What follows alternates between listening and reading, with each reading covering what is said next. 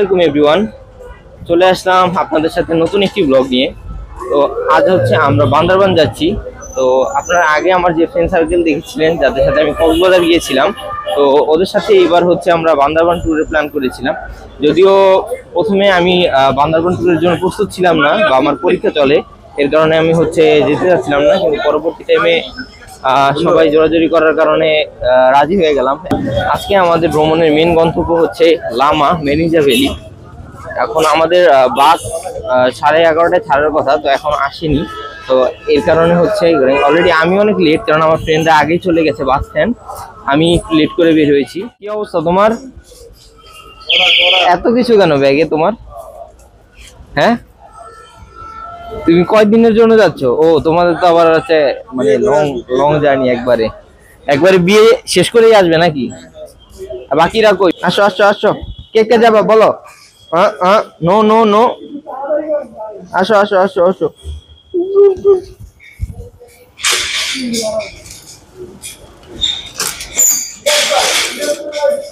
এই এই এই চিপস চিপস খায় না, চিপস খায় না। তুমি চিপস খাবে? হ্যাঁ, তুমি চিপস খাবে তুমি? আমাদের বাস আসতে আরো 10 থেকে 15 মিনিট লাগবে। বাস হচ্ছে একটু জামে পড়েছে। বাস হচ্ছে আরামবাগ থেকে ছেড়েছে, তো এর কারণে বাস আসতে একটু দেরি। আমরা এনআইডি কার্ডের ফটোকপি করতে ভুলে গেছিলাম। আপনারা যারা বান্দরবান যাবেন অবশ্যই মনে রাখবেন যে এনআইডি কার্ডের ফটোকপি মাস্ট লাগবেই, কারণ এখানে আর্মি চেকপোস্টে আপনাদের ভোটার আইডি কার্ডের ফটোকপি লাগে।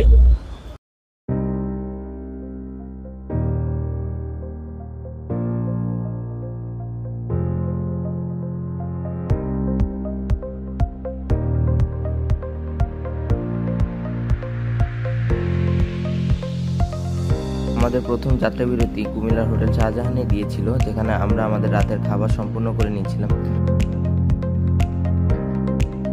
আপনারাও এখানে আসলে খিচুড়ি আর বিফ বোনাটা ট্রাই করতে পারেন। বিফের পরিমাণ আমার কাছে মনে হয়েছে এনাফ ছিল। দাম আন্দাজে খাবারের মান ওভারঅল স্যাটিসফাইড। বাস চট্টগ্রাম শহরে ঢোকার পর দুপুরের দিকে এত সুন্দর একটা ভিউ দেখছিল, যার কারণে আর ভিডিও না করে থাকতে পারলাম না।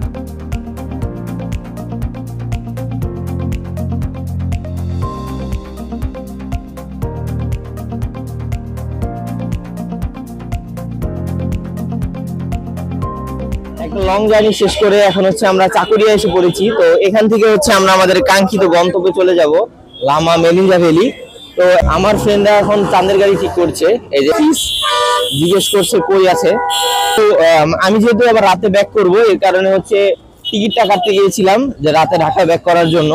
এখন টিকিটের প্রাইস অনেক ওভার, এর কারণে নন এসি একটু বেশি দামি কাটা লাগলো।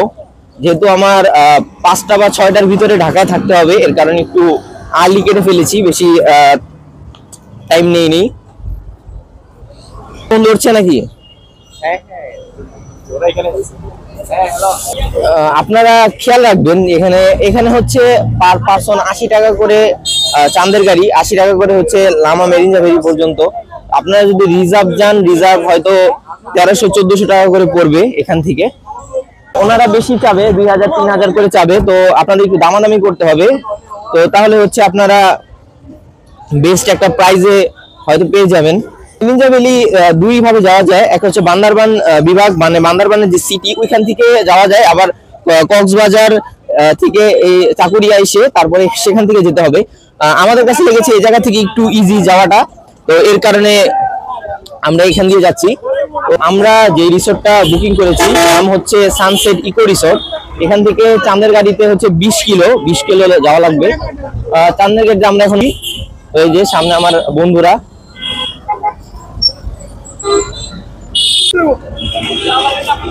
কি অবস্থা? কেমন ছিল তোমার জার্নি? কেমন ছিল বাস জার্নি?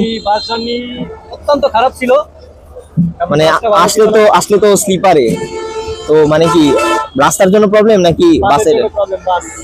আচ্ছা, তো ওইটা কি সেম অবস্থা নাকি? এত বেশি সত্যি কথা বলতে না স্যার, বুঝছো? হ্যাঁ, সেম অবস্থা।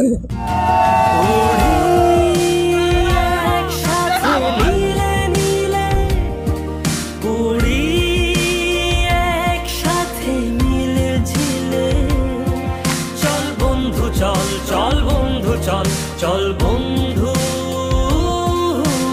চল,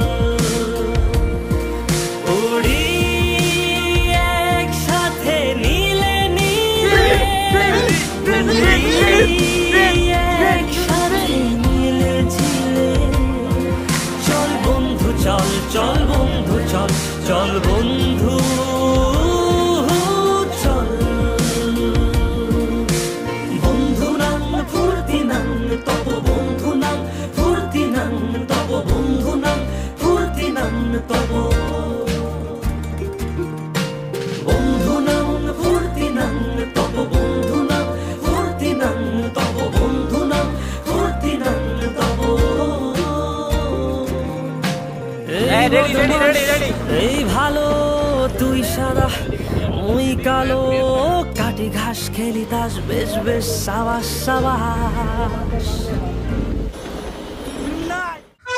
আমরা পৌরসভায় চলে এসেছি। তো এখান থেকে আমাদের যে রিসোর্ট ওটা হচ্ছে হালকা 5 মিনিট হাঁটা লাগবে পাহাড়ে। তো পাহাড়ে হাঁটার পরে হচ্ছে আমরা কাঙ্ক্ষিত গন্তব্যে পৌঁছে যাব। দেখুন রাস্তার অবস্থা, এই জায়গায় রাস্তা একটু খারাপ। এই যে কি অবস্থা ভাই না? তো এখন হচ্ছে এদিকে রাস্তার অবস্থা একদমই খারাপ, একটু হাঁটতে কষ্ট হবে আর কি, বালুতে একবারে ভরা। তো আমাদের সাথে আবার ব্যাগ আছে, এর কারণে একটু কষ্ট হচ্ছে। তবে যদি কষ্ট করে উঠে তারপরে যদি মানে যেই ফিলটার জন্য এসেছি তা সম্পূর্ণ হয় তাহলে ইনশাল্লাহ সফল পুরা। এই জায়গা দিয়ে কি অবস্থা, যদি একটা পানির ঢল নামে এই জায়গা দিয়ে একবারই শেষ।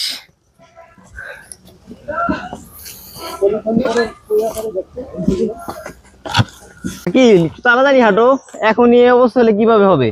ও তুমি তো আবার স্লাইস পড়েছো নাকি? বলবো বন্ধু, এত কষ্ট। তুমি ভাবতে পারছো মানে বর্ষা হলে এই জায়গার অবস্থা কি হবে? বর্ষা হলে তো অবস্থা পুরাই খারাপ লাগতেছে, তুমি তো লাগতেছে মরুভূমির মতো। একবারে একটা পানির ঢল নামলে পুরো শেষ এই জায়গা। রাস্তাগুলো একটু উন্নত করা উচিত, যেহেতু এটা একটা পর্যটন কেন্দ্র। আর কত রাস্তা। হ্যাঁ তুমি তো ঘামিয়ে গেছো একদমই নাফিস।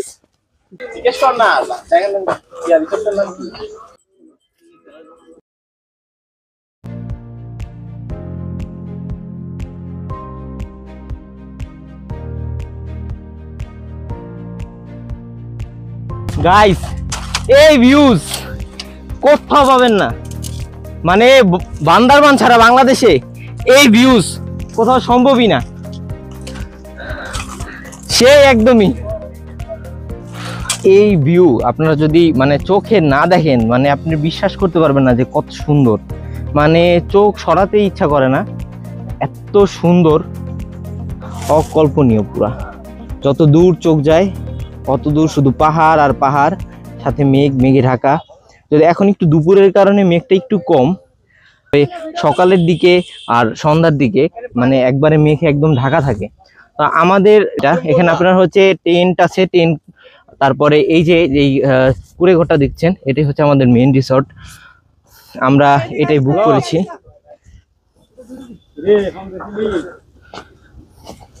তার সাথে এই যে ভিউজটা জাস্ট ওয়াও।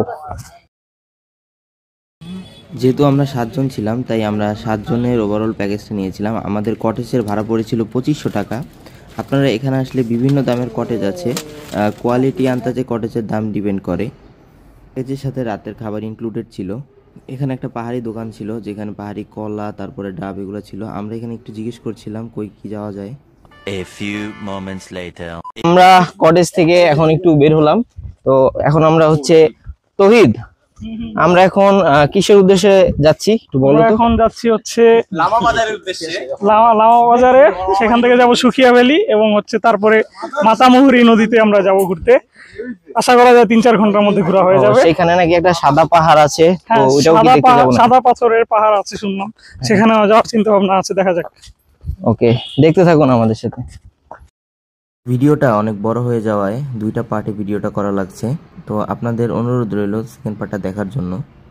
পরবর্তী পর্ব দেখার জন্য লাইক, কমেন্ট এবং শেয়ার করে পাশেই থাকুন।